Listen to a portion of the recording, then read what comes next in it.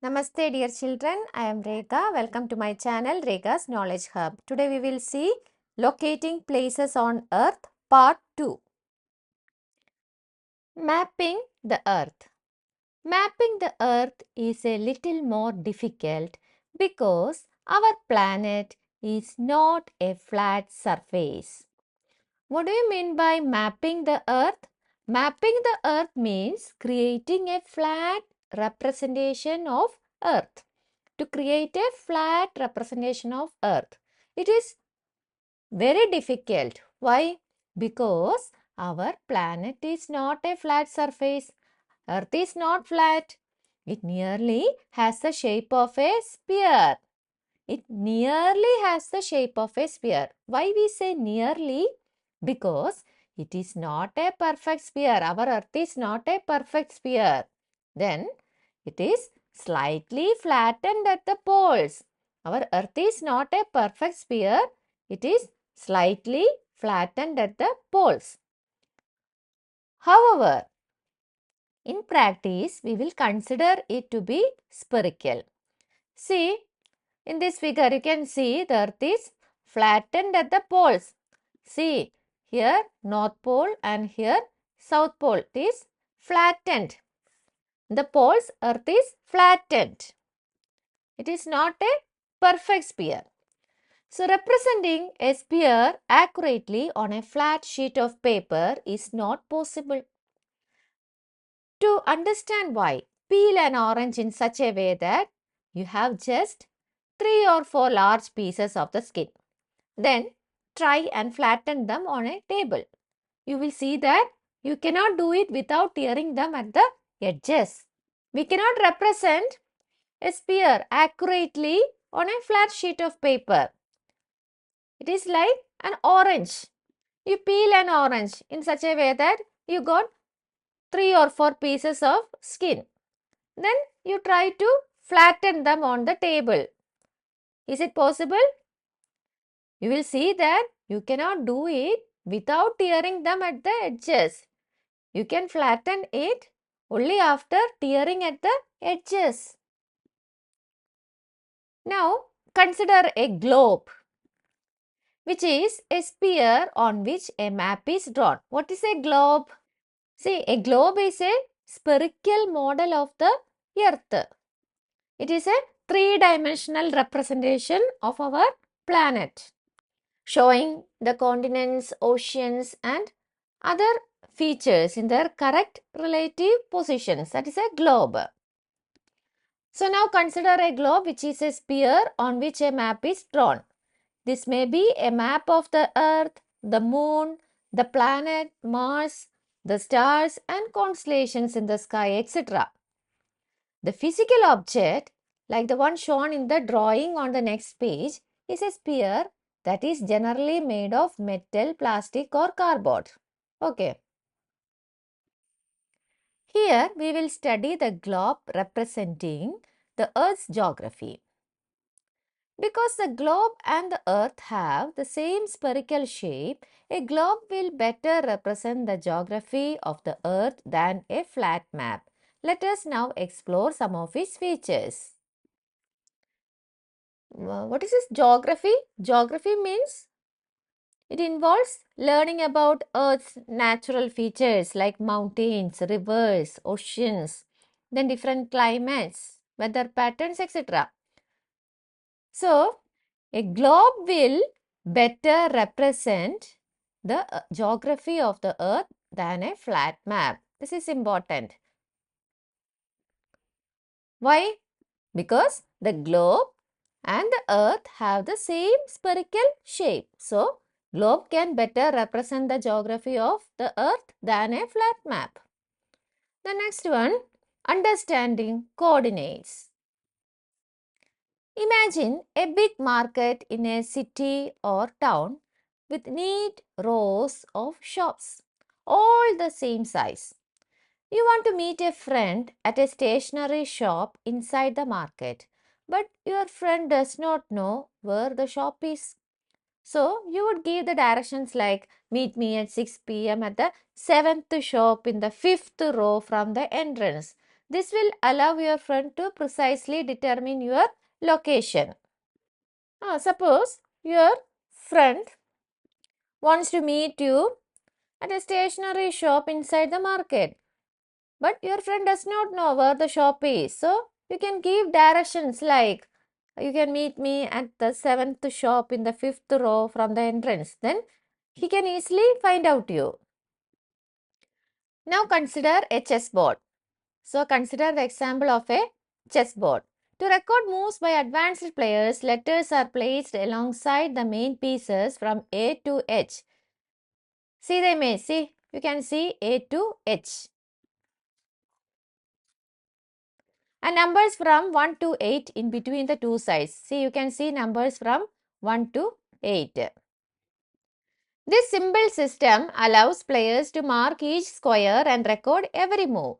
Here, the white side has just opened the game by moving the queen's pawn 2 squares forward. A very common opening. So, the pawn is said to have moved from D2 to D4. See, which is D2? See, D2. D column, then 2 is a row. So, D2, this is D2, this point. From here, 2 moves forward. So, 1, then 2. That is D4. This is D and this is 4. So, D4. The system used in these two examples may be called a system of coordinates. System of coordinates.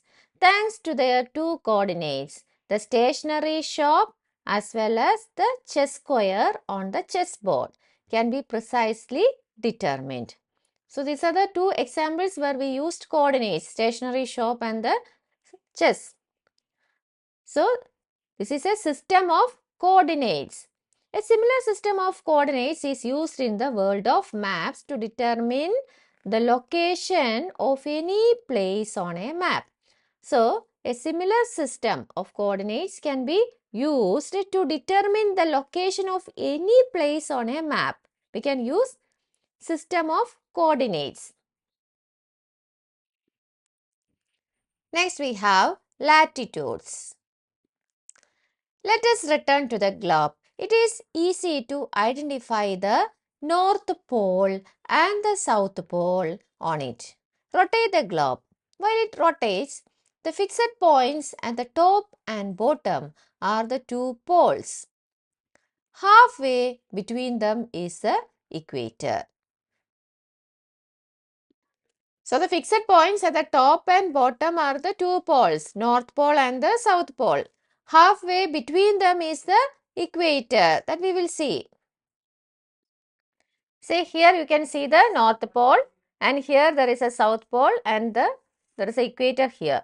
The equator is an imaginary line that circles the earth halfway between the North and the South Poles. So, this is a North Pole, then South Pole, then equator. Imagine that you stand on the equator and travel towards one of the poles. So, imagine that you are standing on the equator and you travel towards one of the poles, either North Pole or South Pole. Then, your distance from the equator increases. When you start walking from equator to the poles, the distance from the equator increases. So, what is latitude?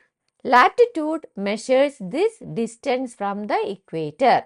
Latitude, it measures the distance from the equator.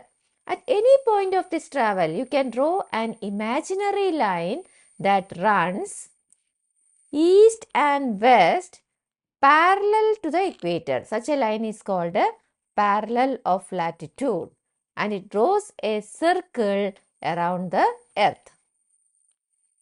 So, what is latitude? Latitude measures the distance from the equator. That is, latitude is a measure of how far north or south a place is from the equator. How far north or south a place is from the equator.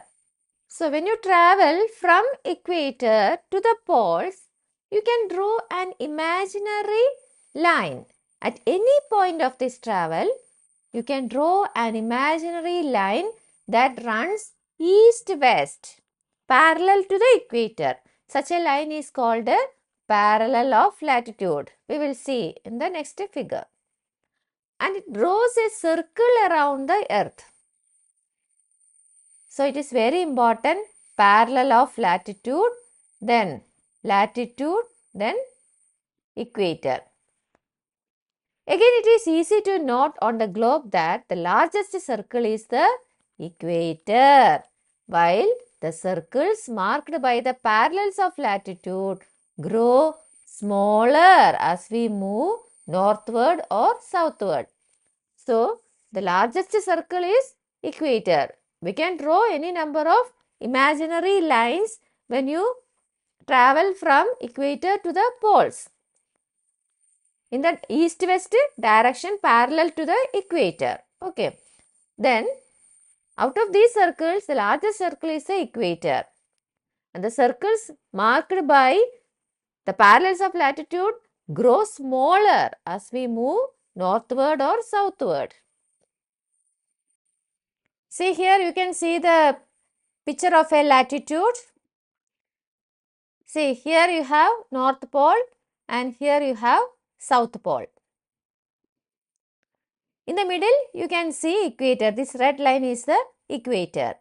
You can also see some lines. See, some lines drawn parallel to equator. These are called parallels of latitude.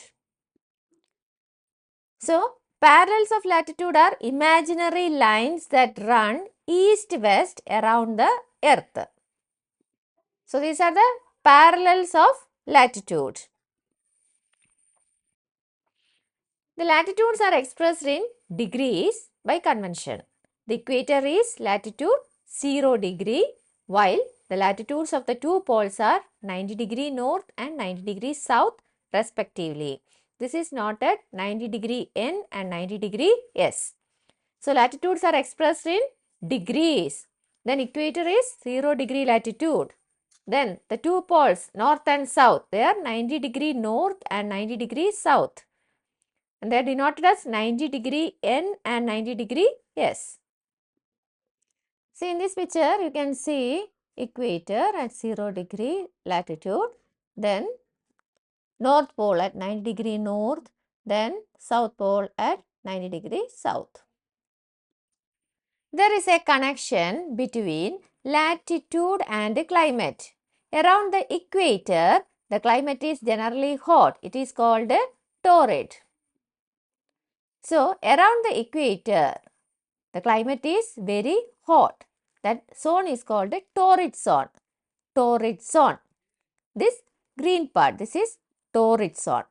Around the equator, the climate is generally hot and it is called a torrid. As you travel away from the equator towards one of the two poles, in other words, as your latitude increases, the climate becomes more moderate or temperate. That is called a temperate zone. So, as you move away from the equator towards the poles, the climate becomes more moderate. That area is called, that zone is called a temperate zone. So, this orange color, that is temperate zone. And closer to the north or south pole, the climate grows colder, or it is called a frigid. So, that zone is called a frigid zone. When you reach the North Pole or South Pole, the climate becomes very cool. That zone is called a frigid zone. See this ash color, that is frigid zone. Longitudes. Imagine now that you travel from the North Pole to the South Pole by the shortest possible line. Observe the globe. You will see that instead of passing through Europe and Africa, you could just as well pass through Asia. The distance would be the same. These lines are called meridians of longitude. They are half circles running from one pole to the other. So imagine that you are traveling from North Pole to the South Pole. This is the North Pole and this is the South Pole. You are traveling from North Pole to South Pole. So instead of passing through Europe here, Europe and Africa, you can use another way. You can travel through Asia. Say here Asia is there, so you can travel through Asia. The distance will be same. These lines are called meridians of longitude. They are all half circles running from one pole to the other. They are called meridians of longitude. See, here you can see longitudes. They are half circles running from North Pole to South Pole. These are meridians. Meridians of longitudes. You will also learn in science that the Earth spins on its axis. Earth spins on its axis means our planet rotates around an imaginary line running through its center. It takes approximately 24 hours for the Earth to complete one full spin. This rotation is what causes day and night. Okay, that is rotation.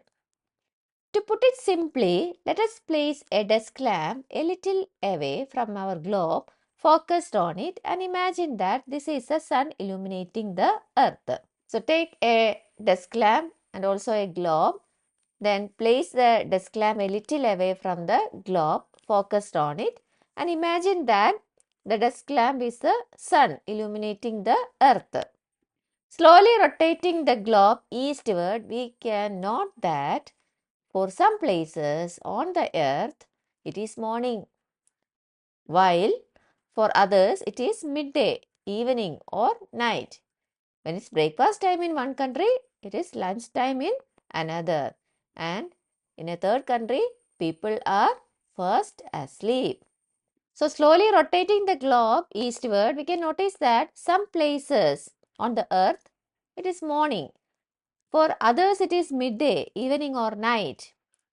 That is, when it is breakfast time in one country, it is lunch time in another country. And in a third country, people are fast asleep. That is why, by measuring the longitude of a place, we will also be measuring the time at that place. So, by measuring the longitude of a place, we will also be measuring the time at that place. To measure the longitudes, we need to define a reference point called a Prime Meridian. So, in order to measure longitudes, we need a reference point. That reference point is called a Prime Meridian. It is seen in this figure. This red line is a Prime Meridian. This Prime Meridian is also called a Greenwich Meridian. Because in the year 1884, some nations decided that the meridian passing through Greenwich, an area of London in England, would become the international standard for the Prime Meridian. So, in 1884, some nations decided that the meridian passing through Greenwich is an area of London in England. So, the meridian passing through Greenwich would become an international standard for the Prime Meridian. So, later it becomes a reference point called Prime Meridian. This Greenwich Meridian. It is marked as 0 degree longitude. So, equator is at 0 degree latitude. This Prime Meridian is at 0 degree longitude. Look at the picture. In this picture, we can see the earth spinning on its own axis. The sun is at a fixed position. So, when a part of the earth faces the sun, it experiences daylight. When a part of the earth is turned away from the sun, it experiences night time. It takes about 24 hours for the earth to make one complete spin on its axis, which is why we have day and night cycles. Just as latitude is a measure of the distance from the equator if you travel towards one of the poles, longitude is a measure of the distance from the prime meridian if you travel along the equator. So, if you are traveling from equator towards the poles, then latitude is a measure of the distance from the equator.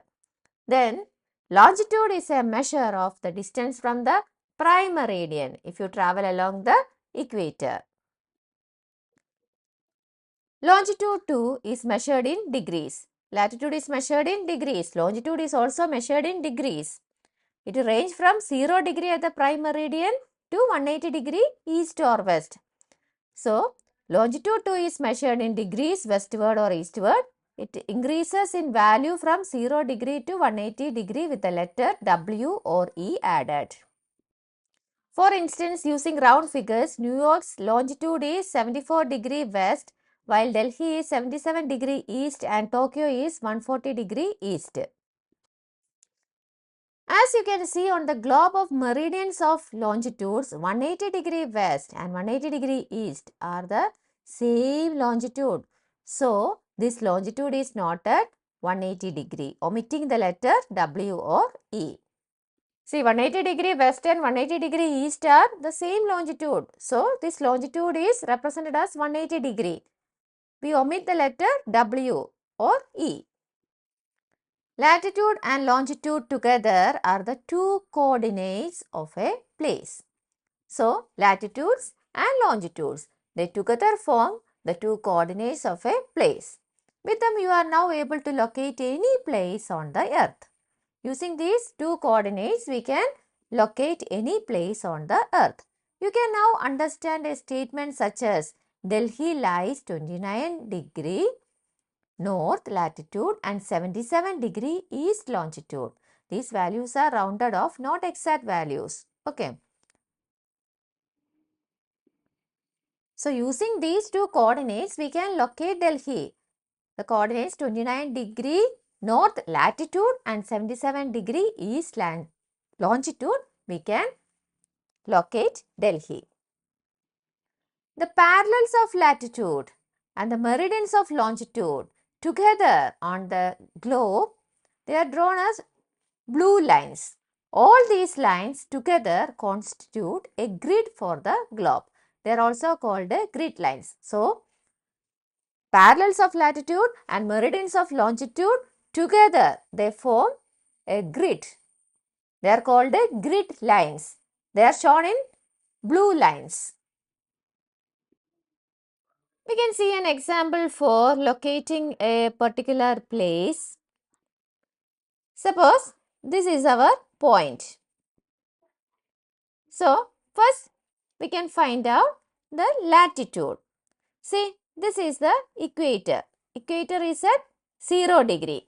Then we are traveling from equator to the pole. So, this is 10 degree, then 20 degree, 30 degree. Then this latitude is 40 degree. So, it is 40 degree north. So, we are moving towards north. So, 40 degree north. Then we can find the longitude. See, this is the prime meridian. See, this is a prime meridian. Prime meridian is at 0 degree. Then we are moving towards west. So, this longitude is 10 degree. This is 20 degree. This is 30 degree. So, this longitude is 30 degree. So, it is 30 degree west because we are moving from prime meridian towards west. So, 30 degree west. So, the point is located at 40 degree north and 30 degree west. This sketch shows how the prime meridian divides the earth into western and eastern hemisphere, while the equator divides it into northern and southern hemisphere. See, here this is a prime meridian. This one is a prime meridian. This prime meridian, it divides the earth into two hemispheres, western hemisphere and eastern hemisphere. So, the prime meridian or the Greenwich meridian, it divides the earth into western hemisphere and eastern hemisphere. And the equator, this is the equator. This equator, divides the earth into northern hemisphere and southern hemisphere. So, the prime meridian divides earth into western and eastern hemisphere, while the equator divides earth into northern and southern hemisphere. The Greenwich meridian is not the first prime meridian. Greenwich meridian is not the first prime meridian. There were others in the past. In fact, many centuries before Europe, India had a prime meridian of its own. It was called Madhya Rekha or middle line and passed through the city of Ujjaini, today Ujjain, which was a reputed center for astronomy over many centuries. So, many centuries before Europe, India had a prime meridian of its own.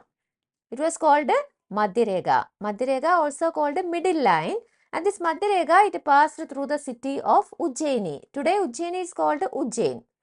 And this Ujjaini was a reputed center for astronomy over many centuries. Varahamihira, a famous astronomer, lived and worked there some 1500 years ago. So, a famous astronomer, Varahamihira, lived and worked there some 1500 years ago. Indian astronomers were aware of concepts of latitude and longitude, including the need for a zero or prime meridian. The Ujjaini meridian became a reference for calculations in all Indian astronomical texts. So, this is important. Which meridian became a reference for calculations in all Indian astronomical texts? Ujjaini meridian. The map shows a few ancient Indian cities closer to the Ujjaini meridian. Some are very close to it, while others are a little away. That is because measuring longitude required accurate timekeeping, which was not as precise then as it is today. See, Kurukshetra, Rohtak, then Malvanagar, Ujjaini, Mahishmati, then Kanyakumari. These are ancient cities very close to Ujjaini. So, these cities are very close to Ujjaini meridian.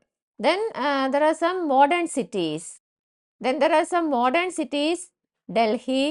Kolkata, then Mumbai, Bengaluru, then Chennai. They are modern cities lying close to this Ujjaini meridian.